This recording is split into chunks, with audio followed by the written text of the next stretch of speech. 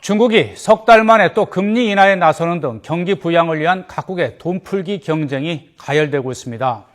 하지만 우리나라는 4개월째 기준금리를 동결하고 있는데 올해 들어서도 경기가 나아질 조짐이 뚜렷하게 보이지 않고 있어서 한국은행에 대한 금리 인하 압박이 더욱 커지고 있습니다. 류한홍 기자가 취재했습니다. 지난달 산업 생산이 22개월 만에 가장 크게 감소한 것은 경기 침체가 예상보다 심각한 수준임을 보여주고 있습니다.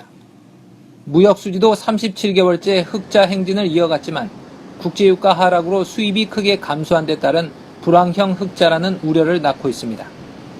이런 상황에서 유럽과 일본 등 세계 주요 경제권은 지난해부터 경기 회복을 위한 금리 인하와 환율 인상에 나서고 있습니다. 중국도 지난해 11월에 이어 3개월 만에 또다시 기준금리를 인하해 경기 회복에 대한 강한 의지를 나타냈습니다.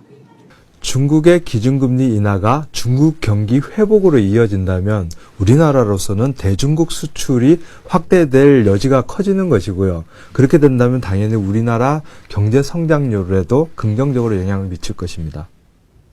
각국이 환율 인상에 나서면서 상대적으로 원화 가치가 올라가 우리나라 수출 경쟁력이 떨어질 것이란 우려는 커지고 있습니다.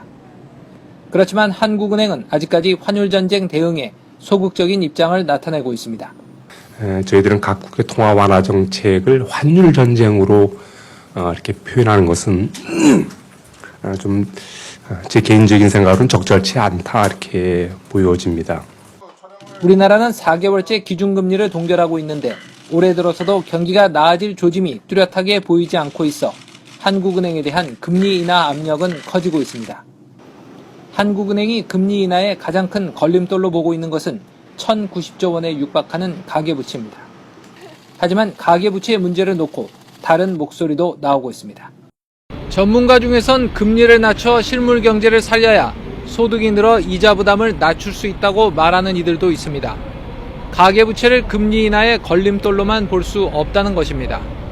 YTN 류환홍입니다.